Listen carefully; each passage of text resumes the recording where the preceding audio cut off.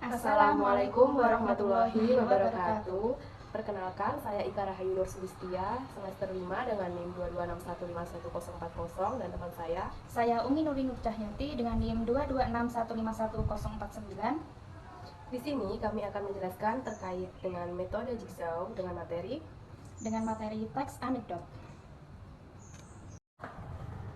Berikut penjelasan mengenai materi teks anekdot, dan tentu saja dengan menggunakan metode jigsaw. Pengertian metode jigsaw menurut 3 ahli. Yang pertama, menurut Trianto, 2010 halaman 73, adalah teknik yang dikembangkan dan diuji. Kagan mengatakan pembelajaran jigsaw adalah suatu tipe pembelajaran kooperatif yang terdiri dari beberapa anggota dalam satu kelompok yang bertanggung jawab atas penguasaan bagian materi belajar dan mampu mengajarkan bagian tersebut kepada anggota lain dalam kelompoknya. Yang kedua, Lee, 2004, halaman 41, jigsaw didesain untuk meningkatkan rasa tanggung jawab siswa terhadap pembelajarannya sendiri dan juga pembelajaran orang lain. Yang ketiga, menurut Isjoni, 2009, halaman 77, pembelajaran kooperatif tipe jigsaw salah satu tipe pembelajaran kooperatif yang mendorong siswa aktif dan saling membantu dalam menguasai materi pembelajaran untuk mencapai prestasi yang maksimal. Langkah-langkah metode jigsaw menurut Trianto. Yang pertama, siswa dibagi atas beberapa kelompok. Tiap kelompok beranggotakan 5-6 orang. Yang kedua, materi pelajaran diberikan kepada siswa dalam bentuk teks yang telah dibagi menjadi beberapa subbab. Yang ketiga, setiap anggota kelompok membaca subbab yang ditugaskan dan bertanggung jawab untuk mempelajarinya. Yang keempat, anggota dari kelompok lain yang telah mempelajari subbab yang sama berteman dalam kelompok-kelompok ahli untuk mendiskusikannya. Yang kelima, setiap anggota kelompok ahli setiap kembali ke kelompoknya bertugas mengajar teman-temannya. Yang keenam, lalu ada tagihan pertemuan dan diskusi siswa diminta untuk mengerjakan kuis secara individu. Langkah-langkah menurut Umi Mahmudah dan Abdul Wahab Rishidi. Yang pertama, pada jigsaw ke dalam tim yang beranggotakan 6 orang yang telah dibagi menjadi beberapa subbab.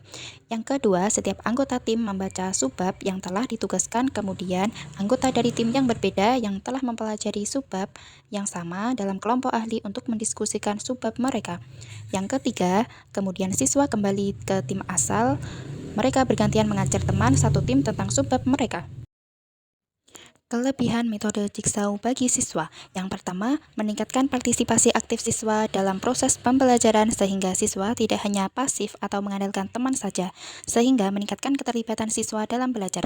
Kedua, meningkatkan keterampilan kerjasama dalam berkolaborasi dengan anggota kelompok lain untuk saling berbagi pengetahuan yang mengajarkan bagaimana komunikasi secara efektif dalam mendengarkan orang lain dan kerjasama dalam mencapai tujuan bersama. Yang ketiga, mengembangkan tanggung jawab individu dan kelompok. Yang keempat, meningkatkan pemahaman materi secara mendalam daripada sekedar menghafal mengenai topik yang sedang dipelajari.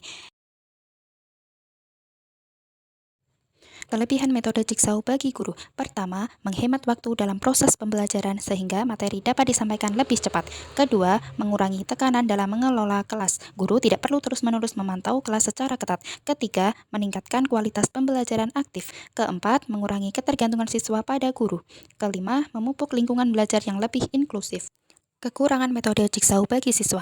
Pertama, ketergantungan pada anggota kelompok dalam mendapatkan informasi yang lengkap. Kedua, kurangnya penguasaan materi secara menyeluruh. Tiap siswa hanya mendalami satu materi saja. Ketiga, kesulitan menyesuaikan tingkat kemampuan siswa karena kemampuan siswa dalam setiap berkelompok bervariasi. Keempat, membutuhkan waktu yang lebih lama karena metode ini memerlukan banyak waktu untuk menentukan materi lalu diskusi. Kelima, kurangnya fokus dalam penguasaan konsep karena hanya fokus pada satu materi. Kekurangan metode jigsaw bagi guru. Yang pertama, membutuhkan perencanaan yang matang dengan mempersiapkan materi dengan sangat detail. Yang kedua, memantau banyak kelompok secara bersamaan yang menjadi tantangan terutama dalam kelas besar, di mana sulit memastikan semua kelompok berjalan efektif. Ketiga, sulit menjamin kualitas pembelajaran setiap siswa karena pemahaman setiap siswa tidaklah sama, yang menyebabkan kesenjangan dalam pemahaman antar siswa. Keempat, tantangan mengelola waktu karena metode ini memakan waktu lebih lama. Kelima, membutuhkan intervensi yang tepat waktu. Diperlukan intervensi karena siswa bekerja secara mandiri dalam kelompok.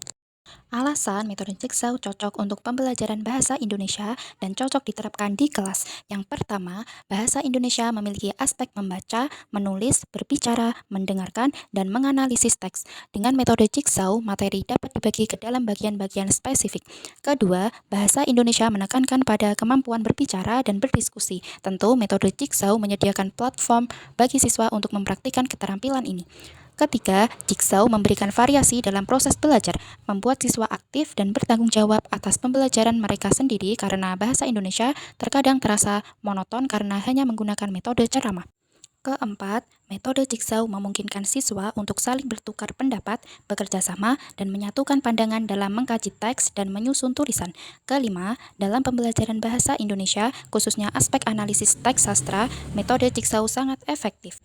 Sekian, terima kasih. Wassalamualaikum warahmatullahi wabarakatuh.